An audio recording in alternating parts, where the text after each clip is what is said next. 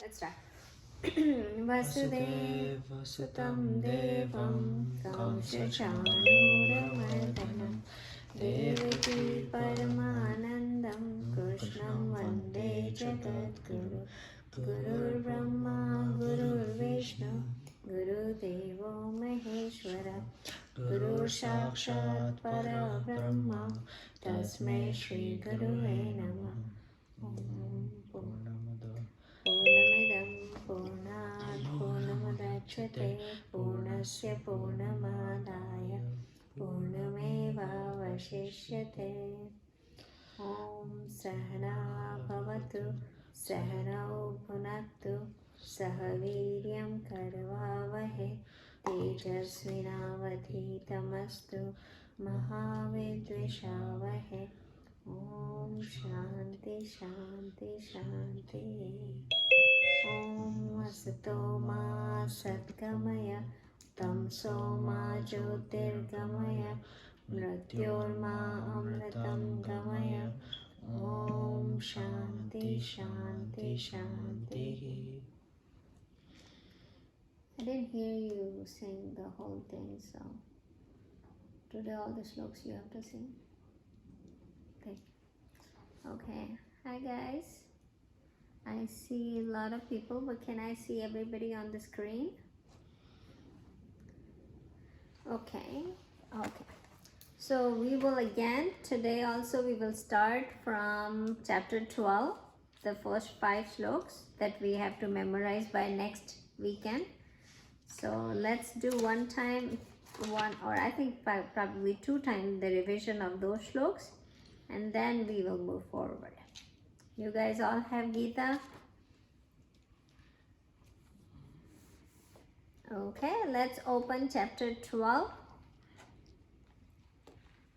And it's gonna be first 5 sloks. We all gonna sing together, okay? So open your, if you are you on chapter 12 and you have open slok number 1, just give me a thumbs up. Okay, okay, I got it. What about Saisha?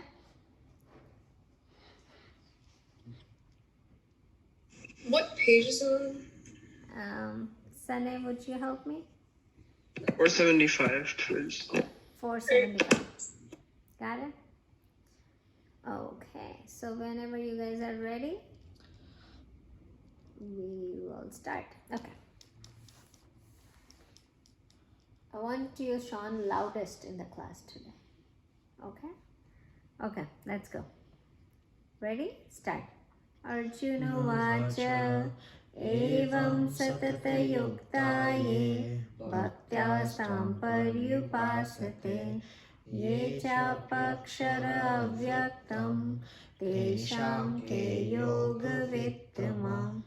Shri Bhagwan Uvacha Maya Mano Ye Mam Nityayukta Upasate Shraddhaya Paryopetas Te Me Yuktatamamata Ye Tvaksharam Manirdesham Avyaktam Paryupasate Shadvatragamachintyam Cha Kutastam Achalam Dhruvam Sanniyendriye Gramam Sarvatra Samabuddhaye Te Prapnuvanti Mameva Sarvabhutahite Rata Kleshodhikarastesham Avyaktam Saktachetasam Avyakta hi gatir dukkham Deha vardita vapyate.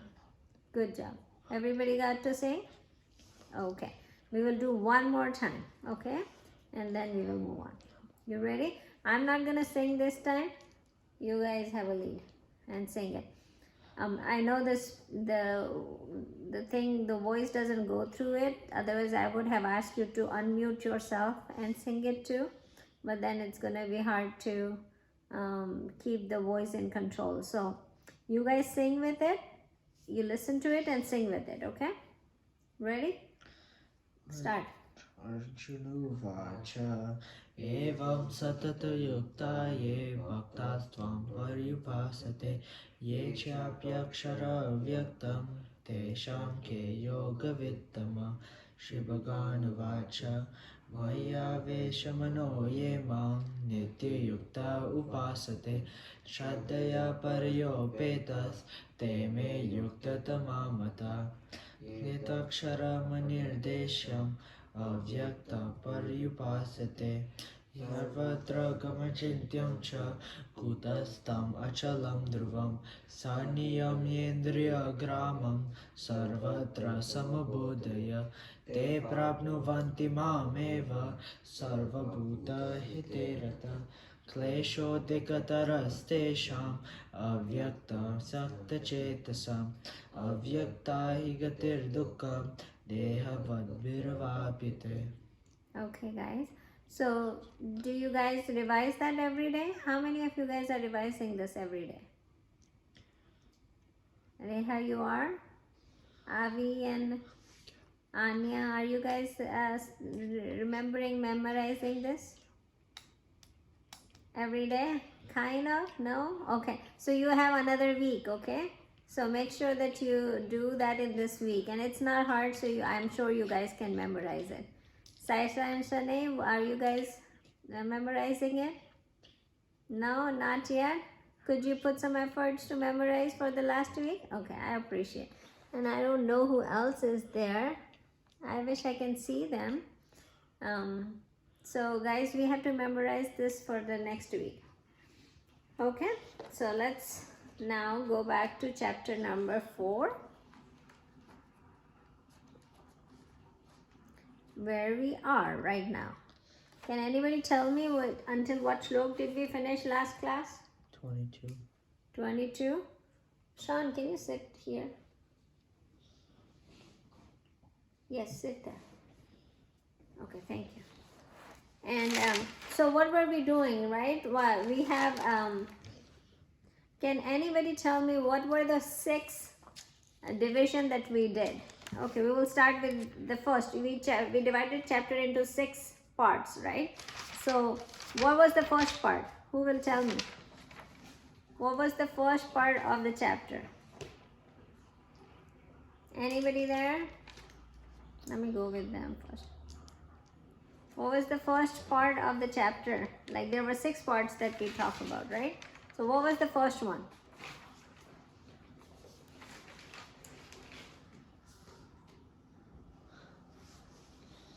Okay, Krish, you want to start? What is the first part? Self is eternal teacher, slok 1 to 10. 1 to 10 is self is eternal teacher, right? What was the second part? How self relates. I didn't ask you. Anybody else got to know one there? Okay.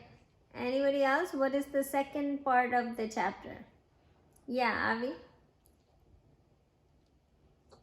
It's how self relates to action. Yes. That how self is related to the action. And what are the shloks, Avi? 11 through 18. 11 through 18, right? So we did that one too. Now, what are we doing at this moment? What is the third part of the chapter? Okay, Avi knows here. Anybody else? Okay, let Avi say. Actions of enlightened 19 through 24. Right, so we are in part where actions of enlightened people that is described. It is 19 to 24, which is not binding, right? And we explained that last time too, and I'm going to explain it again. Okay, what is the next part? If you haven't written these parts, write it down as we are talking, because when the chapter is finished and we're going to have a test or something or any quiz, then you should know about these ones, right? So if you haven't written it in your notebook, make sure you write it. Okay, what is the fourth one? Sean, would you like to enlighten us with the fourth point? The 12 yagnas, 25 to 30.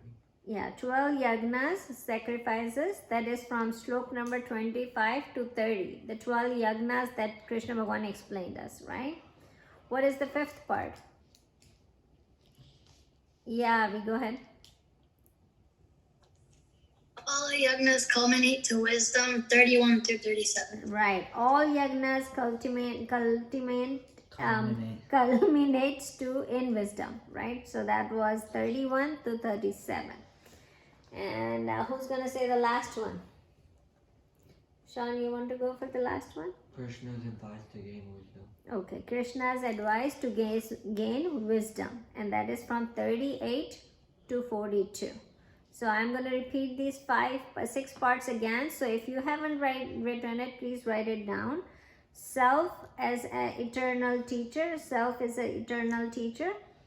That is 1 to 10. How self relates to action. That is 11 to 18. How actions of enlightened person, not binding. That is from 19 to 24. And the 12 yagnas. That is 25 to 30. All yagnas culminates in wisdom, that is 31 to 37. And the last one is Krishna's advice to gain wisdom, that is from 38 to 42, right? So we are right there where the action of enlightened, not binding. That part we are doing, right? So we are in we have done 22nd, right? Am I right? The last time. And then we are going to 23rd. But before we go to 23rd, I want to ask you a question, that what were the 3 kind of people that we discussed in last 3 shloks that are enlightened, right? So there were 3 different kind of people in the world that we said that when they do action, their actions don't bind them to the results or to the consequences of the action. So what were the 3 different kind of people that we discussed? And they were in shlok, I think, 20, 21 and 22, right? So what were those people? Can you tell me? From last class? It was just the last class. I can give you the hint. It was in the last class. So shlok number 20 was about what kind of person?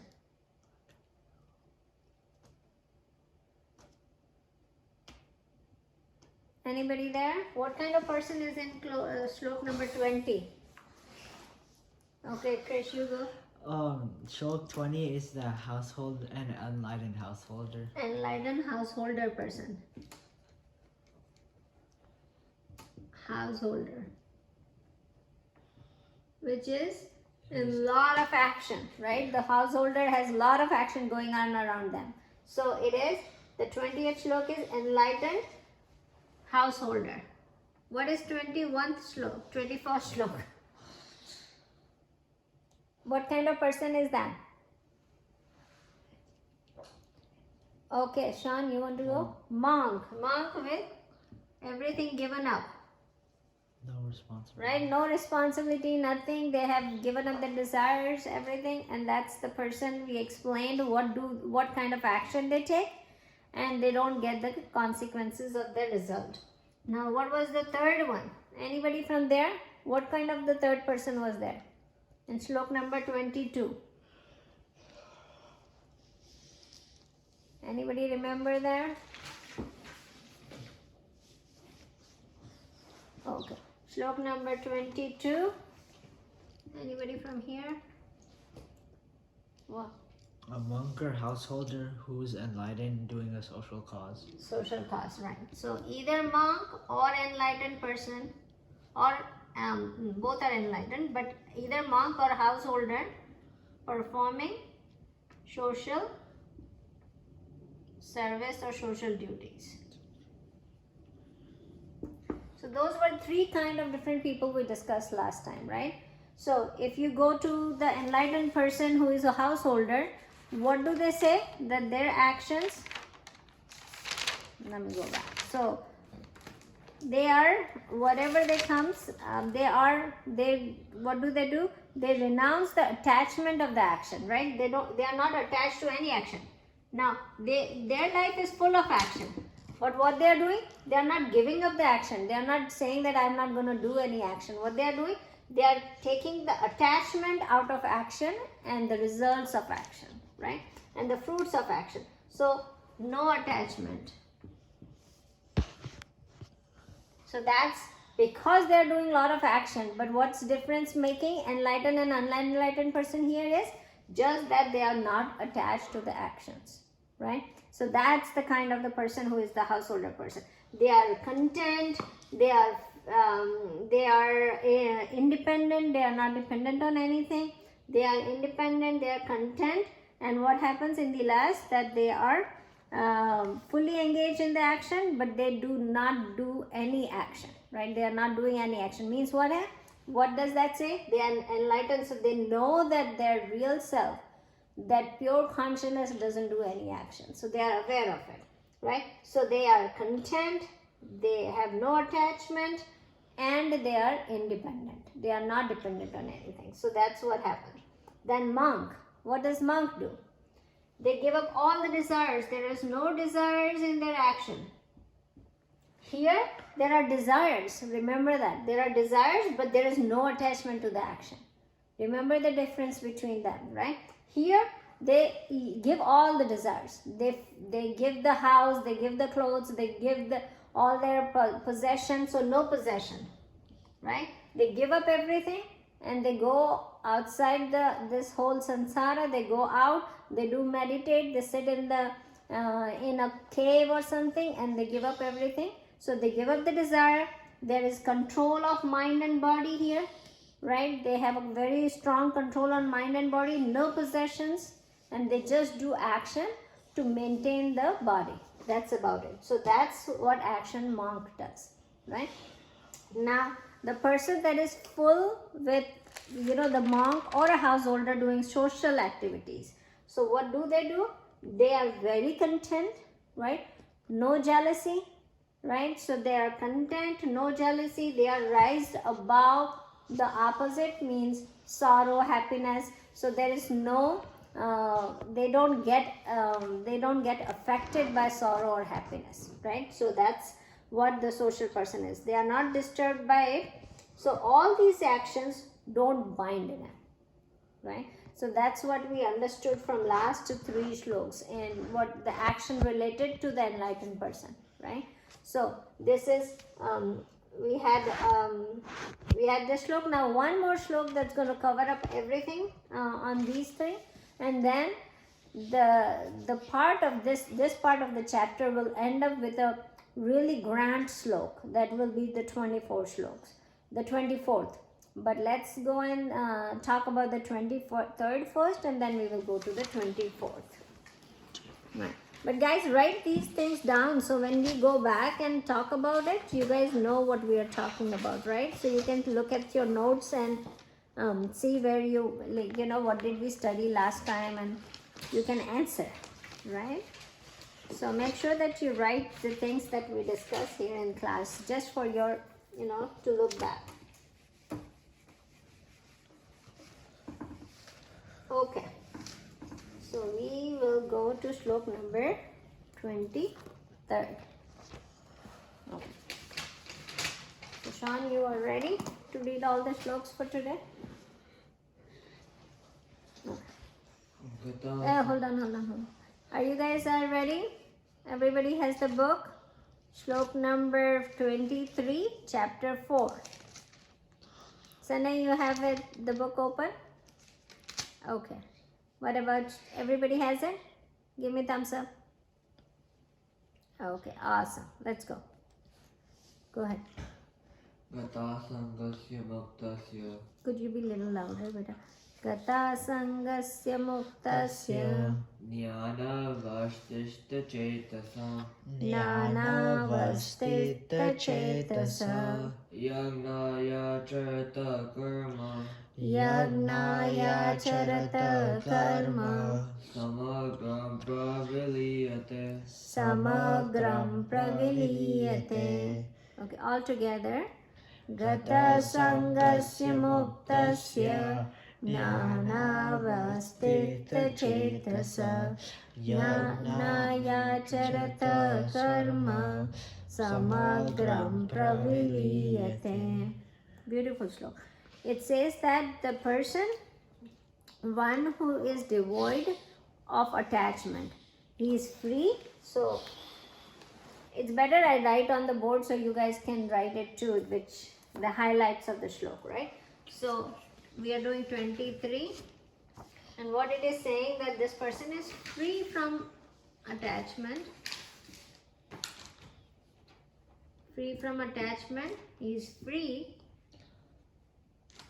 right? And then he says that he is free from attachment, he is free, whose mind is established in knowledge, whose mind is established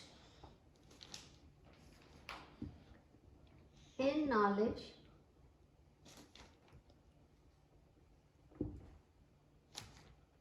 okay, and then he says that whose action is a sacrifice for Lord, whose actions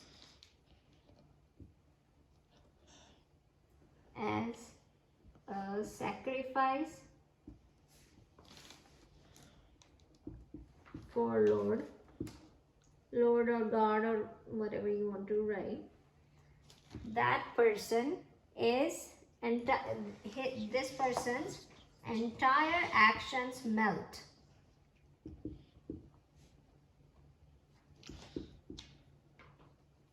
Okay. So that's the meaning of it. So all those actions that the three different kind of people we talk about, they summarize it in one shlok. They means Krishna once summarize it in one shlok and say that person who is not attached, he is free, not dependent on anybody, independent, and his mind established in knowledge. What kind of knowledge? What kind of knowledge is he talking about here? He's talking about Jnana.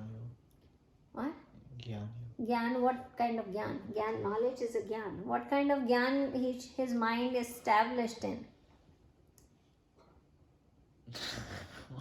What kind of gyan? What knowledge does the person, the enlightened person, has to have? He knows that like he doesn't do the action. He's the Atman only. Yeah, he is the consciousness. I am the Atman. That stabilizes. Not just studying about it. Not just knowing to study, okay, I am the Atman. But the person whose knowledge gets stabilized. What knowledge? That I am Atman. I am not this body mind. I am the Atman. If that knowledge gets stabilized in that person has his mind is stabilized. Like, one thing I want you to understand this thing, right? We always talk about that, oh, okay, we are not this body, mind, intellect, we are Atman and everything. But all these knowledge that we gain for spirituality, it also uses the tool of mind that God has given us, right? We use the tool of mind to understand it. So mind, though we say that it's not us, it's not us, real self is not mind, but we use the mind to know that part, right? So always understand that we utilize the tool. It's not saying that you are not mind, so forget the mind, throw it away in the trash can, or forget this body and throw it off. That's not what it means, right? So make sure that you understand the proper part. This knowledge of spirituality also goes through us knowing that we are not this body mind by utilizing the mind, right? So always remember that part. So our mind has to be stabilized in the knowledge, right? The mind has to come and stabilize in that knowledge that I am Atman. I am not this mind. That also should come in the mind, right? So that person, so if it comes in the mind that I am Brahman, that person is mukta. Mukta means it's free from the, that's enlightened person, and he is free while living. Living means right now, as soon as the person get enlightened, they don't die, they don't go away, they don't, that everything, oh, it's not my mind, my body, let me give up my body and mind. That doesn't happen. The life keeps going on. But now what happened is they are free while living, right? So they got this what do you say, they got this mukti from this whole foundation of the karmas and the consequences of karma and all these things. Get mukti from there. Get means they are enlightened, right? So that's what happened with the person who stabilized the knowledge in the mind, right?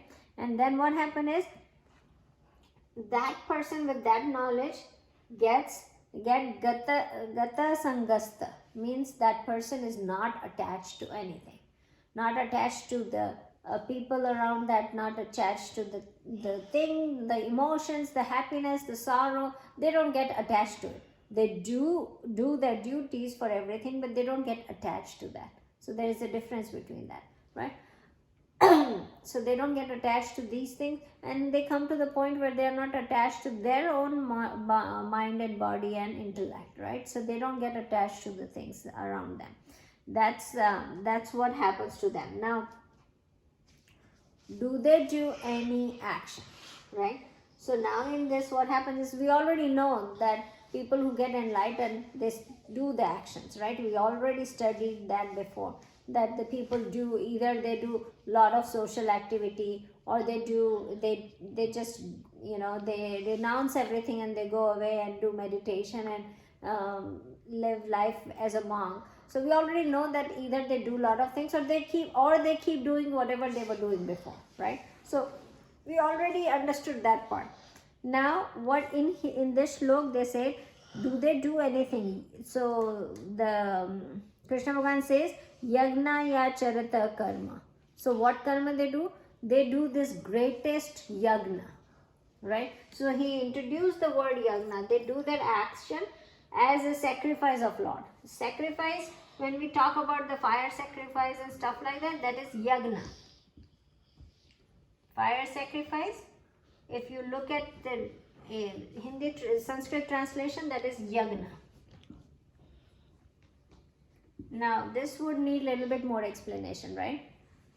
So what are we saying? That this action that they are doing is yagna to the Lord, right? So these guys, this guy which we are explaining his characteristics or his properties, what we are saying, the mind is stabilized in knowledge, he is free from attachment, and his all the actions now become what? Yagna. Now what is yagna, right? So let's talk about what is yagna. And remember, the last point is that action melts into the fire of yagna. Now that is very important for us to understand. So let's go to the word yagna. So this person is doing all the action as a great yagna. What is yagna, right? So yagna is, can anybody explain me yagna? What is yagna? Yagna is sacrifice to God by giving your actions to, devoting your actions to. Yeah, that's what Krishna Bhagavan is mentioning. But what is the ritual yagna? Oh, ritual yagna. Yeah. It's like you sit down at puja and stuff like that, and you take a fire and you give offerings and stuff like that. You give offering, yeah. And you do a big ceremony and stuff, Yeah. So that's right. So Sanay and Chaisha, did you see at Bindu Auntie's house that they were doing the yagna? You remember seeing last weekend, right? So what were they doing? Krishu, it's remaining one more. What were they doing? Do you guys remember? Can you say in couple words?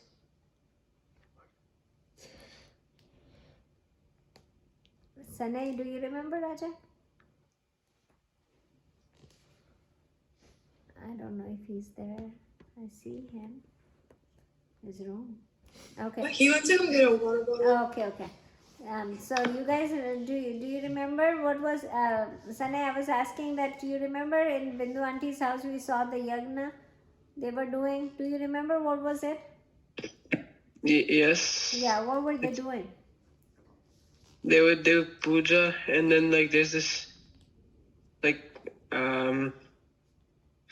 this is ash or something, something similar to that, and they would I don't know what it was, but you would put it in and say swaha. Yeah, you're right. So what they do is they light the fire. There is a light. They light the fire. There is a havan kund, which is the burtan which is the utensils that you put it in.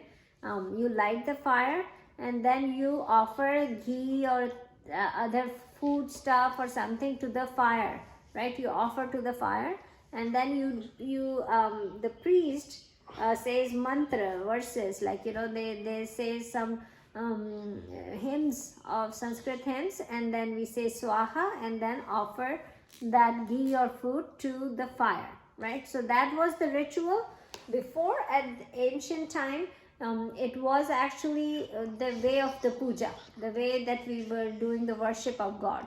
And what it was like, people were used to do that a lot, and it was for big kings, and emperor used to do that puja too, and also a householder in their house, like even the other householder used to do those yagnas. And the yagna's main purpose was to get something that you desire and you want it, so you do these yagnas and ask God to give it to you, right? So it was more about asking for a purpose of getting something from those worship of God, right? So that was the ancient way of doing things, and we still do. A lot of us still do those yagnas, and that does have an impact to it. The people who don't want something, they actually do the yagnas to say, okay, probably I get heaven, or I go after death, I go to heaven and stuff like that, and that's how they do yagna. And some people do for no purpose, saying that I don't want anything, I need your your blessings just to do how the things are going, I don't want anything from back. They do yagna too. So that was a kind of worship of God that we used to do it. It was more as everyday function in ancient time, right? In Hinduism in ancient time, it was everyday of activity that people used to do, right? So definitely it's the time when we are talking about Arjun and Krishna Bhagwan. So Arjun, the way he understood prayers and worship of God was through these yagnas that they used to do, right? So through these sacrifices they used to do, and that's what he understands. So Krishna Bhagwan very beautifully used the yagna part of it, what he knows. You cannot introduce something really new to somebody. So what he does is he actually make a relationship between what he knows and what he wants to teach Arjun, right? So Arjun knows the yagna, right? What yagna we used to do, right? So we give some sacrifice to the fire god and ask for something, right? So that's the process that we used to do in ancient India. So he said that his karma, the person who is enlightened, whose mind is established in the knowledge, who is free from attachment, that person, all his action become a yagna, right? So his actions became a yagna.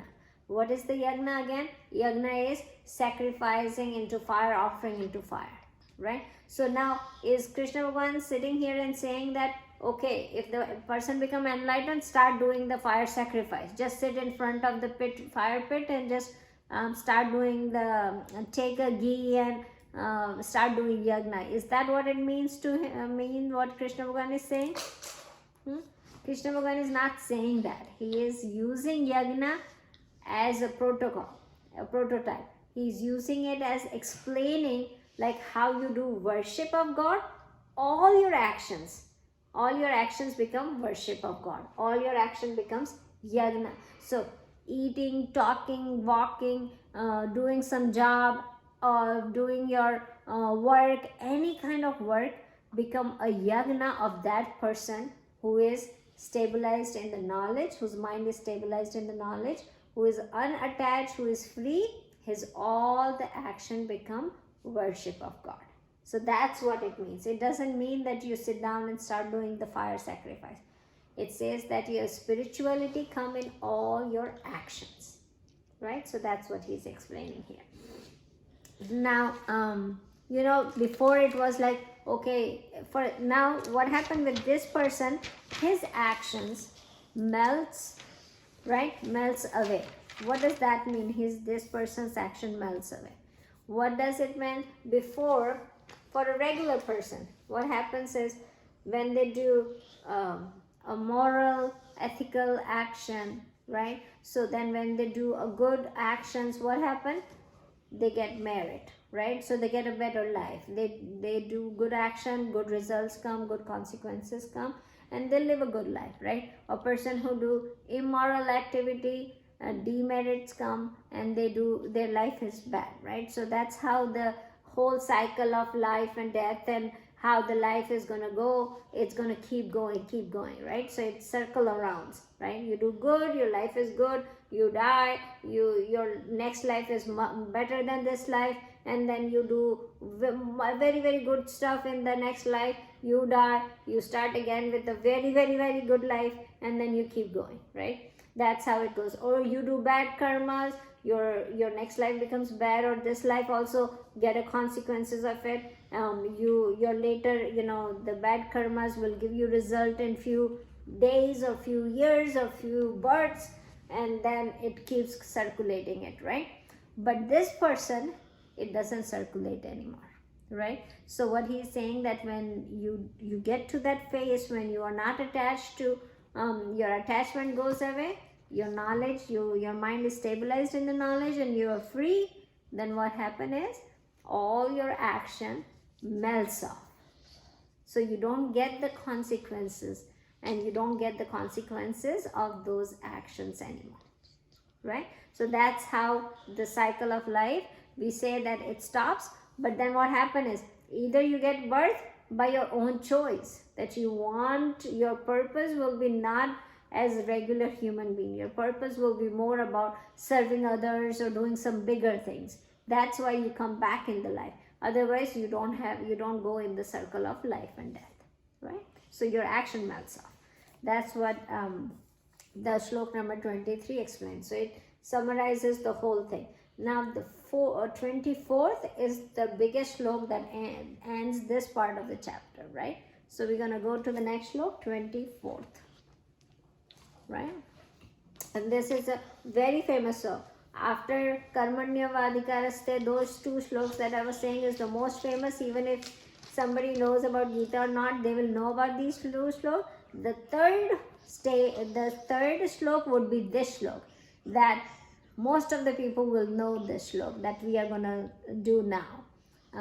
So there are two famous shloks, then this is the third one that is most famous from Gita, right? So that's what we're going to read. So everybody open shlok number 24, chapter 4. If you guys are open, if you have the shlok in front of you, give me a thumbs up. Okay. I'm waiting for Sasha. Got it? Okay. Sean, be a little louder, please. Go ahead. Brahmarpanam Brahmahavir. Brahmarpanam Brahmahavir. Brahmagno Brahmanahutam. Brahmagno Brahmanahutam. Brahmaiva tena gantavyam.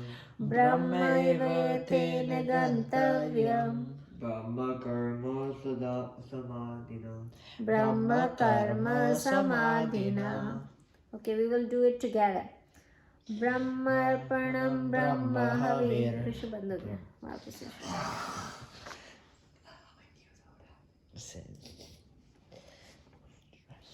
It's pain. वो करना पड़ेगा.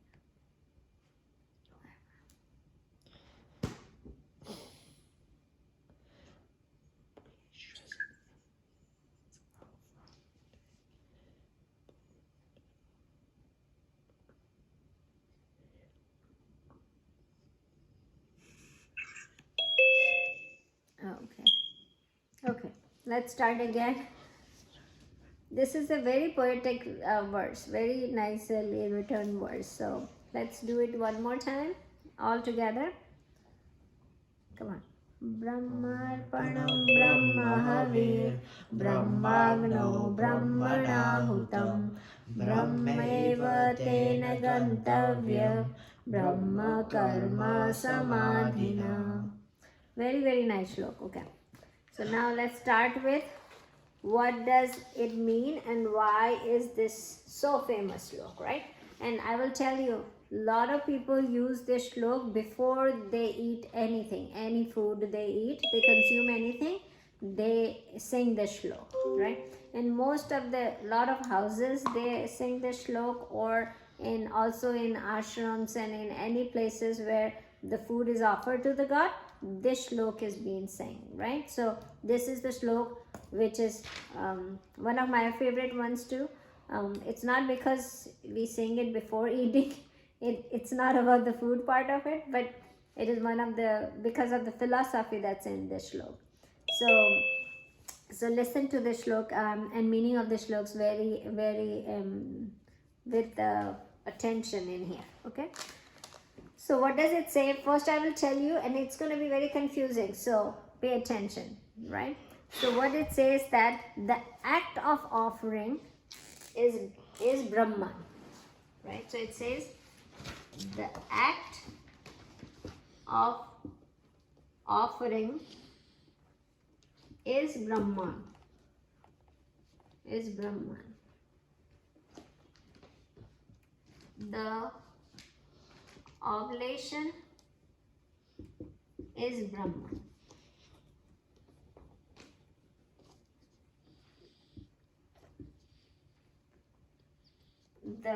In the fire, that is Brahman.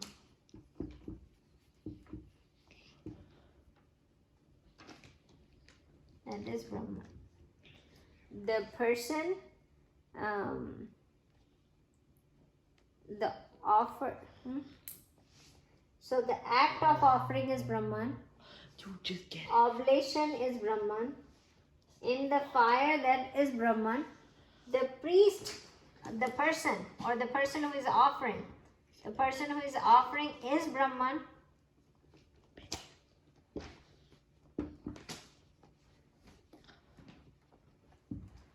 Okay, yeah, Avi, you have a question? What is that second, third, and fourth one say? Okay, oblation is Brahman. In the fire, that is Brahman. Offered by a Brahman. So offering, offered by a Brahman. And then the person who sees this action as Brahman, the person who sees this action, the seeing of this action is Brahman, that attains Brahman.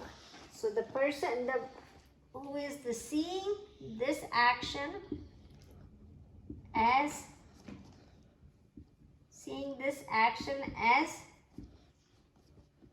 Brahman attains Brahman. Okay. Very, very confusing, right? Too much Brahman in it. Right? That's what it is. So the act of offering is Brahman, right? The oblation that you are offering is Brahman. The fire that you are doing is Brahman. The person who is offering that's Brahman. And the person who sees everything, the action of everything, this yagna, is Brahman. Who gets that action, is seeing, is Brahman, will attend Brahman, right? So it's too many things that is Brahman. So let's talk about it, how it is. First of all, let's talk about it, that why it is so important shlok and why it is, how it is explained, right? So Krishna Bhagavan here is giving you a teaching, the highest teaching of Advait, right? He is giving the highest teaching of Advait, where we can understand that everything is Brahman. That's what he is trying to explain here. Every single thing is Brahman consciousness. Every single thing is Brahman, even if including living and non-living. So living organism, non-living organism, even thing, experiences, happiness, sorrow, everything, the actions that we are doing, everything is Brahman. So what he is trying to explain, it's the highest learning in Advait that we can get here in the shlok, that everything is Brahman. So living, non-living, the actions that we are doing, the feelings that we are having, the experiences that we are having, everything is Brahman. That's what he's trying to explain.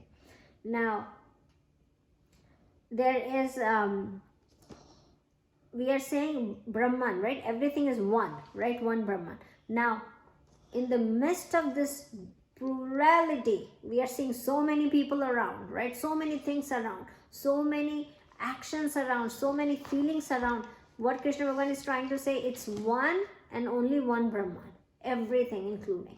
Now, this is very big, vast statement that we have to understand why he's saying that, and what's how can we understand that this is none other than only one Brahman, right? Every single thing. So in chapter 2, we already understood what did we, I will teach you in 3 steps, right? So follow me on these 3 steps.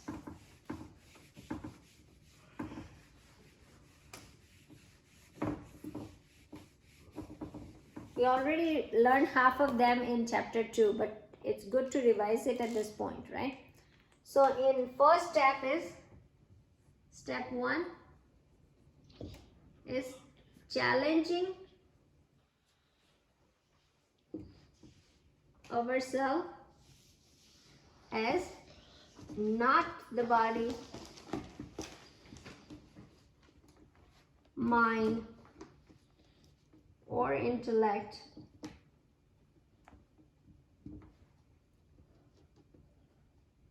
we are pure consciousness. So challenging ourselves to understand that we are none other than consciousness. We are none other than this Brahman, this Atman. We are not body, mind and intellect, right? So that's the first step that we have to understand, right? Which in chapter 2, he already made us understand very well that we are none of them, right?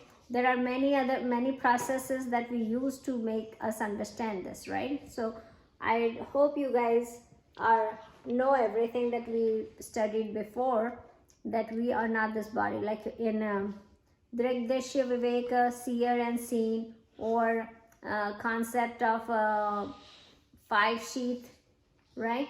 What was that 5 sheath? Annamaya Kosha, Oh yeah. right? Pranamaya Kosha, Manomaya Kosha, Vijnanamaya Kosha, and Anandamaya Kosha. Like we are not this a body, not this mind, not the intellect, not bliss. We are the consciousness, right? So we already went through that teaching, right? We also learned in Avastha Viveka, Avasthagrit Viveka, right? The 3 stages of our consciousness, right? 3 stages means they are dreaming, awake and deep sleep, right? All through them we are consciousness. So we already studied all those things, right? We know that we are consciousness which doesn't die. It stays forever, right? The body dies, the body ages, but we don't what we are the self that never dies, right? Or that never changes, it stays the same. So we already got to know this all in chapter 2, where it's definitely explain us that we are not this body, mind and intellect. What are we? We are this self, the consciousness, the Atman, right? So that is already been explained. Now that's the step number 1. Step number 2, that the Atman is one. The consciousness, the Brahman is one. Now, Brahman is one. Or you can say this Atman is one. Now the question arises that there are so many bodies, right? You and me are different, you and me and separate, right? As a body. As a mind, you have a different feelings on things, I have a different feeling, I have different thoughts, you have different thoughts. So as mind we are different, right? As an intellect we are different, right? So now why does it say that as a consciousness we have the same consciousness in through all of us, right? One consciousness in through all of us. So that's really a little hard to understand, right, at this point. So Advaita actually takes you to the point where it says that the consciousness is same, is one in everything, right? That's the step number 2.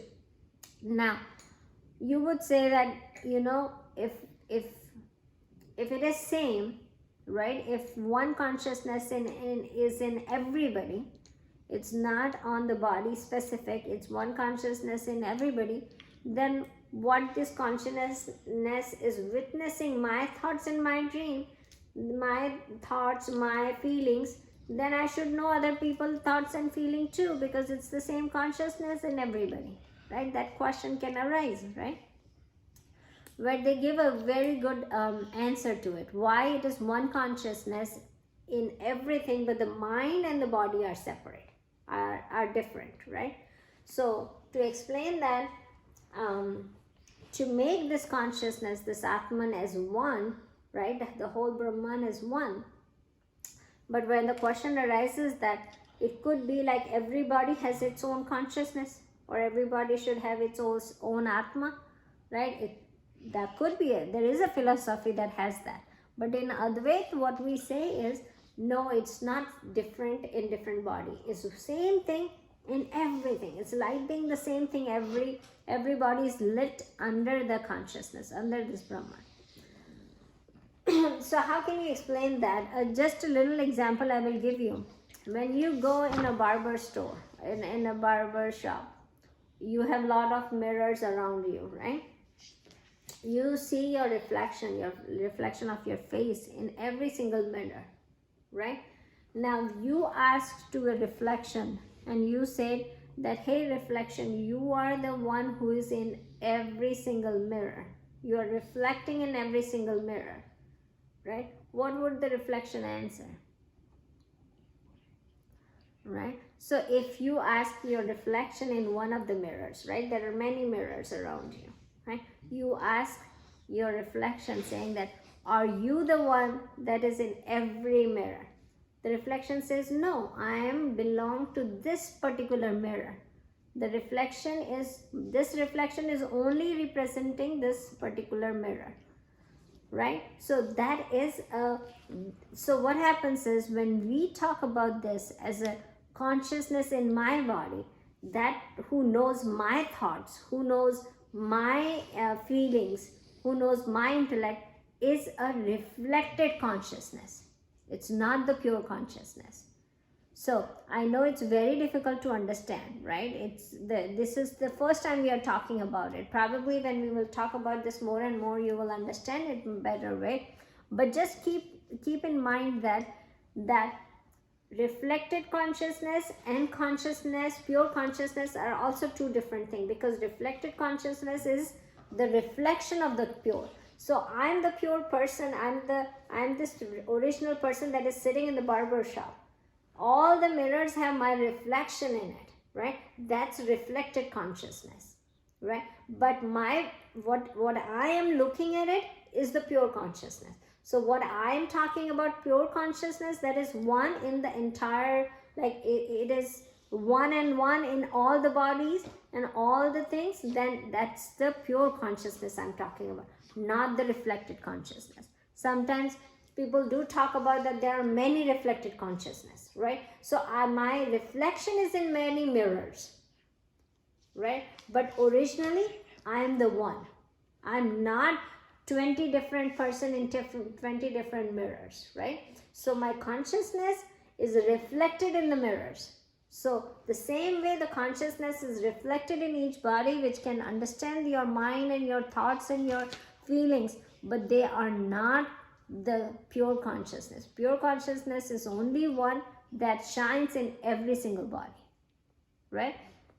So that's the step number 2. When you break this step number 2, it's very easy to get enlightened. You don't have to think about anything else. Everything else will come itself, right? But this step number 2 is the hardest one, right? To understand that, we can definitely easily understand the body and mind and intellect is not us. We are the self. But everybody is made up of one self. That we cannot understand, right? Now here we got that the Brahman is one, the Atma is one, the consciousness is one, right, in step 2. Step 3, still there is a plurality, still there is a dualism, because Atma and consciousness is one, but still we have body and mind and intellect that are different, right? So that's where step number 3 comes. Step number 3 is the world is the entire world, which is appears to that one consciousness. That entire world means the body of you, me, elephant, bacteria, all these bodies that are around you, right? That all the bodies and mind, all these feelings of happiness, sorrow, misery, joy, all these feelings like body and feeling, they all appear in this one consciousness. So the appearance of of all the appearance, everything is appearance in one consciousness. That's step number 3. So the world appears in consciousness, in this one consciousness, right? So that first thing, we are not body, mind and intellect, we are this consciousness, this Atma. Second step, Atma is one, consciousness is one. Now the world, all the bodies, living beings, non-living beings, mind, feeling, action, everything appears in this one consciousness, right? So that's the 3 steps process of us understanding what we are and how this whole entire world works, right? Now by saying that, what happens is the world, every action that is done in the world, everything that is in the world, it's only and only through the, what happened through the ground is consciousness, right? Without consciousness, without Atma, we will not be able to see or feel or experience this world, right? So if that is there, that's the only reason why we could have seen everything what we are seeing, or feeling everything what we can feel. So that's the light, that's the ground of our existence, right? That's the basis of our existence, right? So that's what the third thing is there is one consciousness in which this world appears and everything in this world appears, right? So that's what. So now Brahman, in which everything appears, right? That's one again, right? Step number 2, that's one.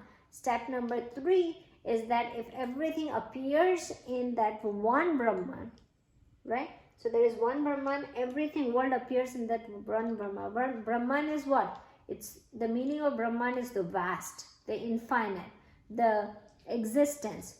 What it is? The awareness, right? So that the whole is everything appears in that consciousness. Everything appears in this Brahman, right? So you have to keep this thing in mind before we get to understand the meaning of the shloka, right? So now let's talk about, in this shloka, they went one more step ahead of this, right? They included all the actions now. All the actions are also appears in this one Brahman. So the actions also appear in this Brahman, one Brahman, right? So they said world appears in this Brahman. Now what they are adding up to this, all the actions also appears in Brahman, this consciousness. Brahman, consciousness, Atma, this one Atma, the entire world with the action, it appears in this, right? The activities, the action, everything appears in that. Walking, talking, loving, hating, everything appears in this one Atman, right? So that's what it is. Now, one thing you can ask, like, the question arises that, when what happens is, the consciousness is an abstract. How in one abstract, these solid things, rock, river, mountains, all these solid things, the human, how can they appear, right? How can this appear in this one abstract that known as consciousness? how does all these solid thing appears in this world, right? We can see rock, we can see mountain. How do they appear? The best example for that, how it appears, is you can see it in the dream. One mind can portray the whole entire world in the dream, right? In one mind, everything can appear, right? When you are dreaming, you are in Switzerland doing your, mountain climbing, or you are hiking. There is a mountain, there is a hiking thing, there is everything, all the people, all the water, river and tree and everything appeared. Where it appeared? In your own mind, right? The same way, in this vast consciousness, this whole world appears, right? So that's what we need to understand, that as the dream appears in your mind, the whole consciousness, the whole entire world with its action appears in this consciousness, in this Brahman, in this Atman, right? All these things appears in the Atman, right? So that's what it is. Now, before I let you go, I want to finish this one, but I don't think so I can finish this shlok. But let me tell you about a quick thing. In this verse, why it is direct, like the way Arjun understands. I would tell you that he is engaged in the world, right?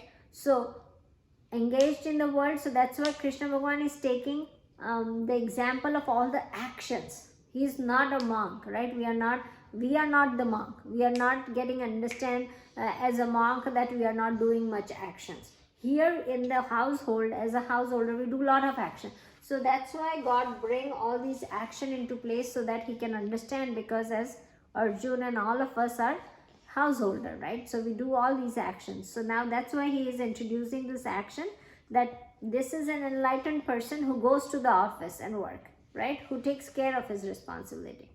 So he is taking this as an example of yagna, right? So yagna, as we know, what does yagna include? Yagna include a vessel of metal or something. It includes fire, it includes ghee, it includes the offering, it includes a person who offers, right? So it includes all these things, right? Now all this God is saying is Brahman, right? I will end here, but the shlok is not done, because you need to get to the gist of the shlok, why Krishna Bhagavan is saying all this is Brahman. But I want you to take home today is that one thing you understand, that first thing is that you are not the body, mind and intellect. You are a consciousness, or Atman, or Brahman. Brahman is one, not many, right? So everybody is in one Brahman. And then what is it saying? That world, the entire world appears in this consciousness, in this Brahman. So action of this world and objects of this world, they all appears in this consciousness, right? So these three things, if you take it home, next time when we do the shlok, we will understand it better way, that why he is telling all these things are Brahman, right? Okay, let's close it. Vasudeva Sutam Devam Kausha Chanuramardanam Devaki Paramanandam Krishnam Vande Jagadguru Gurur Brahma Gurur Vishnu Gurur Devo Maheshwara Gurur Sakshat Parabrahma Tasmai Shri Gurave Namah. Om Krishna Arpanamastu. Okay, thank you guys for coming. I will see you next week.